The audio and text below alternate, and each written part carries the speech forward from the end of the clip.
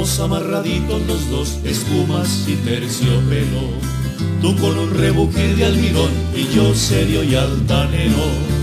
La gente nos mira con envidia por la calle, murmuran los vecinos, los amigos y el alcalde. Dicen que no se estila ya más ni tu peinetón ni tu pasador.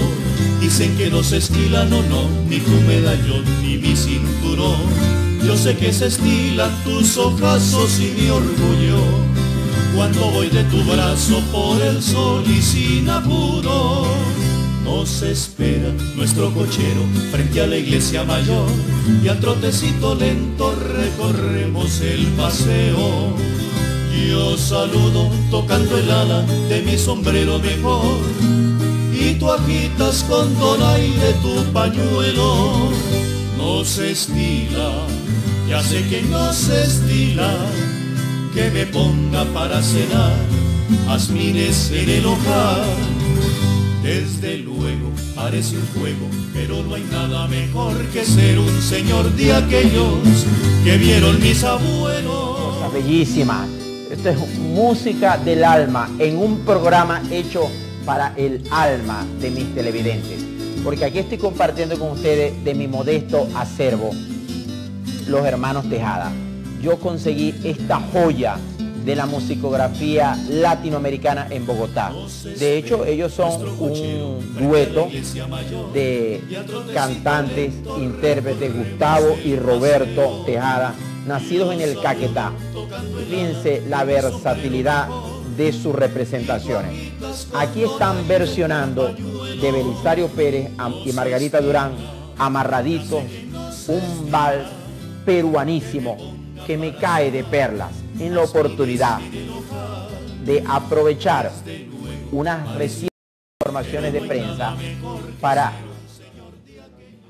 revisar la dimensión histórica, sociológica, literaria del más importante poeta peruano de todos los tiempos, César Vallejo, a quien lo han llamado el victorioso pesimista porque fue un sujeto maníaco depresivo, bipolar, con tentativas suicidas, un fracasado en muchas áreas de la vida, perseguido político, eternamente arruinado, vivió muriéndose de hambre y en el ostracismo buena parte de su existencia. Y el desideratum de César Vallejo, su poesía langurosa, sus elegías, llevó a un connotado hombre público del Perú en 2012 a quejarse de la trascendencia del predicamento de César Vallejo. Y este caballero ha dicho que Vallejo, como Ribeiro y otros intelectuales peruanos, le terminaron haciendo mucho daño al Perú porque vendieron la idea de un Perú derrotista, de un Perú fracasado, siendo que la autoayuda de la que imagino este presidente de la red del Pacto Mundial por el Perú es adherente, dice que no podemos estar tristes ni deprimidos, que la vida es de puro empuje, triunfo, positivismo, y entonces él reniega de la trascendencia de César Vallejo diciendo que César Vallejo es culpable de que los peruanos se sientan fracasados. La rebuznada de este carricito, el rebuzno de este carricito me cae de perlas para analizar con ustedes la vida, obra y trascendencia de quien en justicia puede llamarse el poeta mundial del Perú. Porque habiendo sido él socialista, ateo, crítico del rol de Dios en la sociedad, yo que soy profundamente creyente y para nada socialista, y como yo muchos que tenemos diferentes vertientes ideológicas, adherimos, repetimos la poesía de César Vallejo como muestra de la producción más prístina, diáfana, purísima del alma del ser humano de todos los tiempos. Porque él, que llevó una vida terrible de pobreza, de penurias. Imagínense que nació en un rancho con 11 hermanos. ¿Cuánto te pesan los hermanos cuando la comida es falla?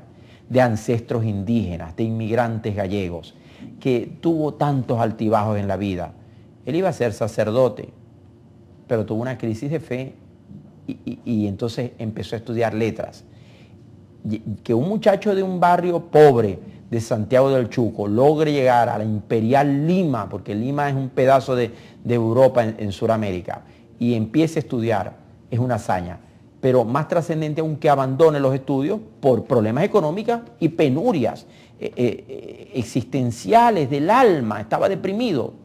Entonces se devuelve al pueblo y intenta seguir otra carrera universitaria en una segunda instancia en Lima, medicina, y también la abandona. Entonces, Vallejo no termina una carrera, termina siendo maestro privado de niños, ayudante de cajero, contando dinero en un central azucarero, y va a seguir el derrotero de su vida marcado por la estampa de la miseria. Allí nació una de las almas más grandes del Perú y de América Latina. Fíjense, la estampa suya lo muestra veinteañero en toda la dimensión de sus aflicciones. Que esas aflicciones lo van a seguir todo el tiempo, porque fíjense, las caídas. Él era maestro de primaria y logra llegar a ser director de un colegio y por el amor lo pierde todo. Como todo poeta va a vivir permanentemente enamorado. Pasa que el primer gran amor se le muere de tuberculosis y él allí tiene una crisis de fe. Él dice: Dios mío, estoy llorando al ser que vivo. Me pesa haber tomado el pan, pero este pobre ser pensativo, este pobre barro pensativo, no es costra fermentada en tu costado. Allí empieza la visión de fatalista de César Vallejo, lo que se va a profundizar, porque hay un desiderato en la vida de Vallejo, como de todos los hombres de una dimensión espiritual. Él sube y baja, asciende y cae. Les cuento que llegó a ser hasta director de un colegio, pero se enamoró de una alumnita, cosa de lo más normal, 15 años, y no lo casan porque él es pobre. ¿Y cómo lo van a casar los padres de la muchacha rica con un profesorcito? Le caen encima y él tiene que perder el puesto. Luego, por la intolerancia que siempre marca las sociedades de raigambre colonial, él está en el pueblo cuando incendian una casa y lo culpan de haber instigado al populacho, sea que lo haya instigado o no, que a un carricito lo tengan 112 días preso, incomunicado, demuestra la intolerancia reinante. Esa mediocridad lo va a perseguir a él de por vida. Eso le va a costar la vida a Vallejo.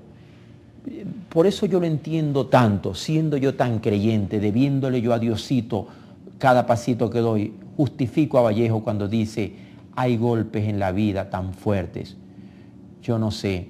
Y él dijo: yo nací un día en que Dios estuvo enfermo, decía César Vallejo. Solo que las pruebas tienen el tamaño de quienes lo sufren. Allí comienza la estampa, porque ha estado preso, del César Vallejo languroso, depresivo. Como lo ven ustedes en la foto, va a discurrir Vallejo con una soledad, una tristeza, una opacidad en el alma. A los 31 años se va, digamos, huyendo de Perú y no va a volver nunca jamás. Lo más grande de su producción lo va a lograr desde Europa. Pero Europa no lo recibe con los brazos abiertos. Europa le da un cuartico de hambre, de frío, de soledad. Y esa hambre, frío, esa soledad es lo que va a marcar la producción poética de un hombre marcado a su vez por la necesidad. Como suscribo esta belleza de verso que dice: la rueda del hambriento, por entre mis propios dientes, salgo husmeando, dando voces, pujando, bajándome los pantalones. Vaca mi estómago, vaca mi yeyuno. La miseria me saca por entre mis propios dientes, cogido con un palito por el puño de la camisa. Pero dadme, por favor, un pedazo de pan en que sentarme. Un pedazo de pan en que sentarme. Porque es como cuando uno tiene la vida económicamente resuelta, ya tiene todo para andar. Los hombres que han cambiado el mundo de Simón Bolívar para adelante han sido hombres que tienen resuelto el problema económico. Vallejo no lo tenía, y eso va a ser parte del ambiente derrotista de su poesía. Claro que él no se conforma con solo escribirle a las desgracias y cantar las penurias de la vida. Él abraza un ideario socialmente comprometido, y él abraza la vertiente socialista del pensamiento político europeo y latinoamericano. Es más, él es amigo de Juan Carlos Mariátegui, sobre quien él llega a ser marxista. ¿Y cómo lo entiendo yo, que nunca he sido marxista? Porque ¿qué otra cosa puede ser un muchacho que le han cerrado todas las puertas en el Perú imperial de la época, con esos complejos de resabio colonialista, que se está muriendo de hambre en París, a quien la vida lo ha tratado tan mal? Tiene que abrazar el marxismo, abraza esa ideología como una forma de seguir viviendo, como una razón para la lucha. Y César Vallejo, por ese ideario, va a ser perseguido, expulsado en París, porque son rarísimas las fotos. Ahí hay la única foto de César Vallejo donde lo ven en una fiestecita.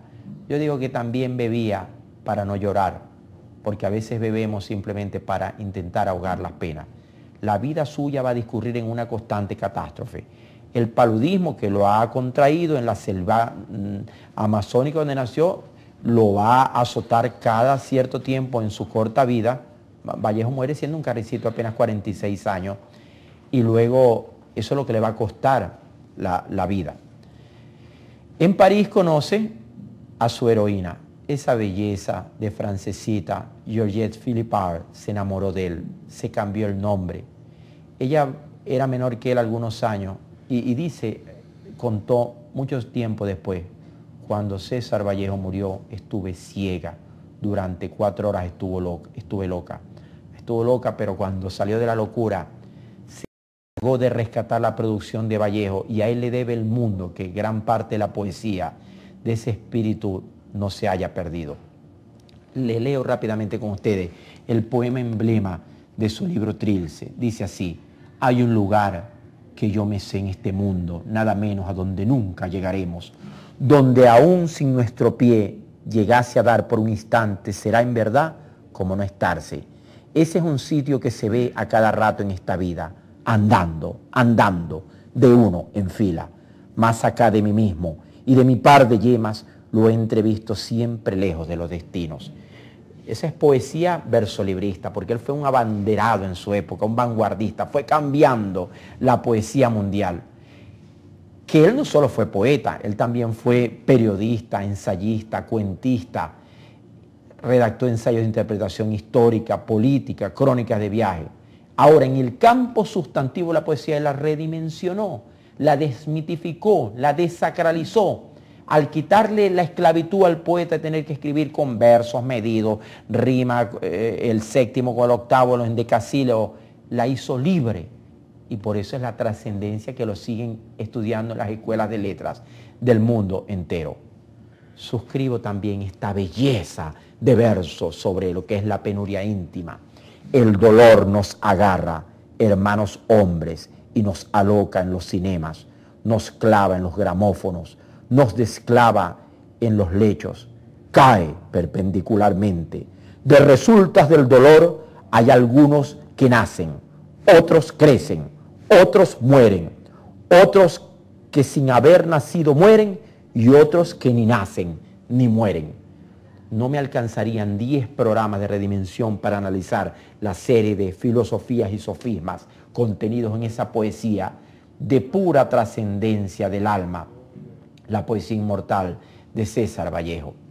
Pero el verso, que especialmente en una coyuntura como la venezolana, me reconcilia más con lo que es la poesía histórica y socialmente comprometida, es el que él le escribió a la España que estaba por entrar en la guerra civil en 1936. Decía así: cuídate, España, de la otra España, cuídate de la hoz y el martillo, cuídate del martillo sin la hoz, cuídate de la víctima a pesar suyo, cuídate de los que te quieren imponer una corriente, Cuídate del que antes que cante el gallo te negará 3 veces y del que te negó después 3 veces. Cuídate de las calaveras sin las tibias y de las tibias sin las calaveras. Cuídate de los nuevos poderosos. Cuídate del que come tus cadáveres, del que devora a tus vivos. Cuídate del leal 100%.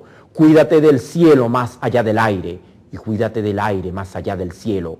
Cuídate de los que te aman. Cuídate de tus héroes. Cuídate de tus muertos. Cuídate de la República. Cuídate del futuro. Cuídate, España, de la otra España. Y yo no resisto a la tentación, porque este es un canto contra la intolerancia, de homologar las distancias y decir, cuídate, Venezuela, de la otra Venezuela. Porque todos debemos de caber aquí y allá, en todas partes. ¿Cómo renunciar a leer con ustedes el verso, especie de testamento político, que él legó? Y decía, me moriré en París una tarde cualquiera, un día del cual tengo ya el recuerdo. Me moriré en París un día jueves, como hoy, lleno de tristeza. Jueves será porque hoy jueves, ¿qué pasa? En realidad no se murió un día jueves, pero hay una parte del verso donde dice que a él lo persiguieron, lo volvieron trizas, lo acorralaron. Ese es el desideratum de César Vallejo, que fue un perseguido la vida entera. Y un carricito, empresario de estos de nuevo cuño, viene a criticarlo porque que le enseñó a los peruanos a ser depresivos. Que se cuide él y todos los que piensan que la vida es puro oropel y aplausos, de llegar a donde llegó, por lo menos una esquinita de lo que fue el inmortal, el inmenso César Vallejo. Regresamos en breve con más de Redimensión. Por el sol y sin apuro nos espera nuestro cochero frente a la iglesia mayor y al trotecito lento recorremos el paseo. Yo saludo tocando el ala de mi sombrero.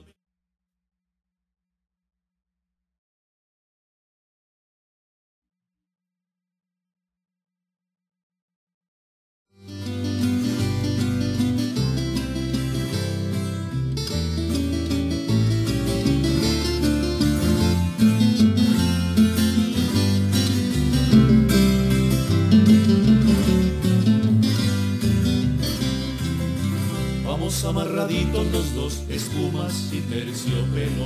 Pura poesía para el alma. Los hermanos Tejada de Colombia, versionando un clásico vals peruano de Betancourt Pérez. Amarraditos. Y esta maravillosa cortina musical me ha caído de perlas en la oportunidad de aprovechar la Butati,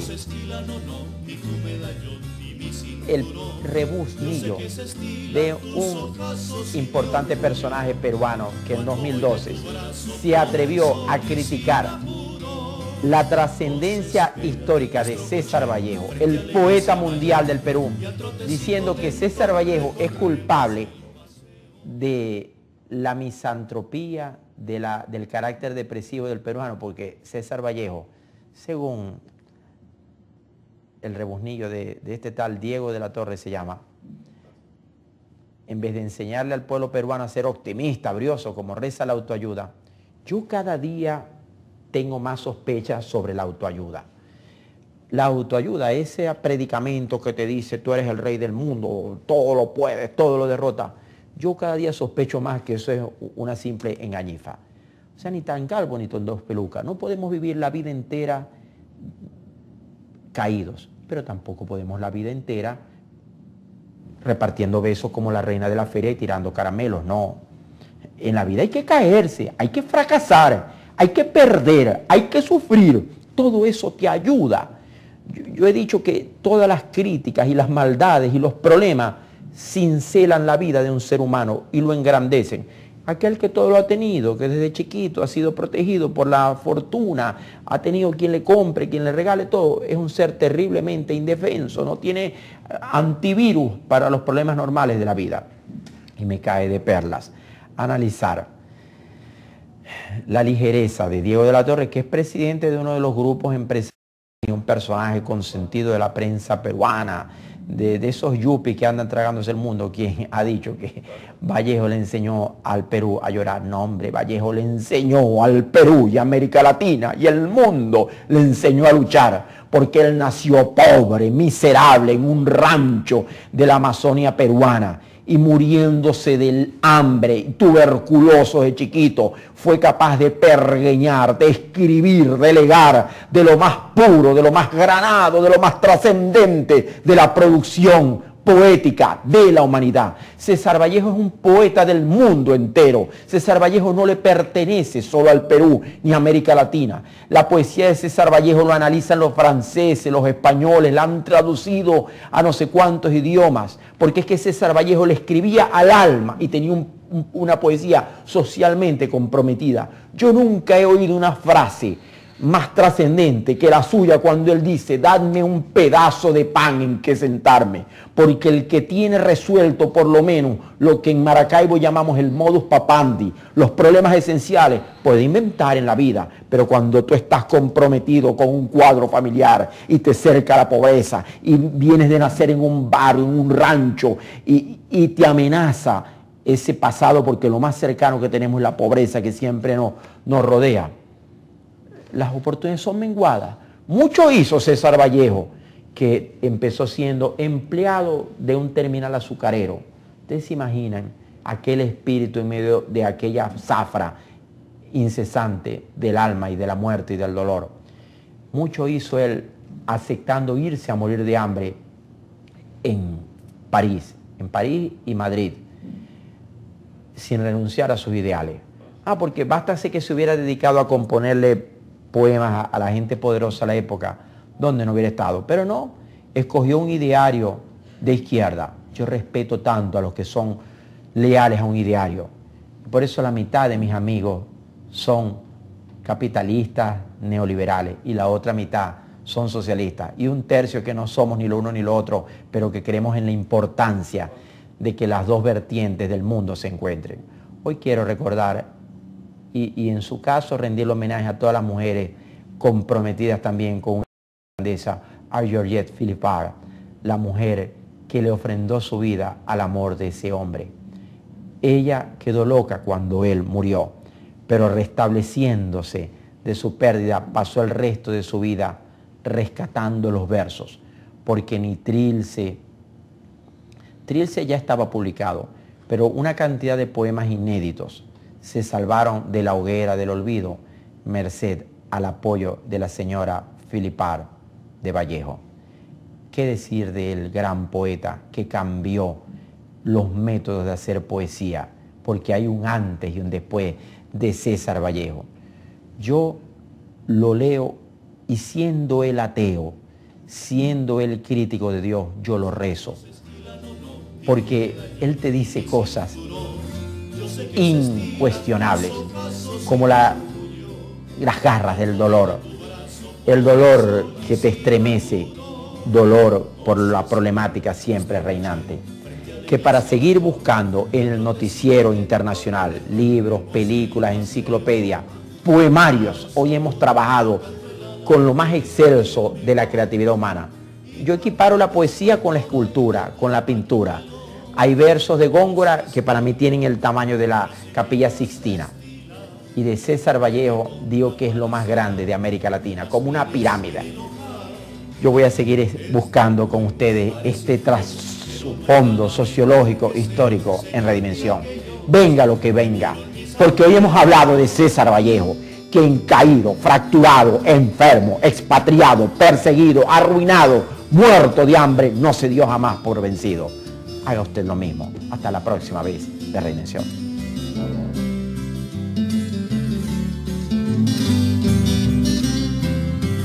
Nos espera nuestro cochero frente a la iglesia mayor y a trotecito lento recorremos el paseo. Yo saludo tocando el ala de mi sombrero mejor y tú agitas con donaire tu pañuelo. Nos estila, ya sé que nos estila, que me ponga para cenar jazmines en el ojal.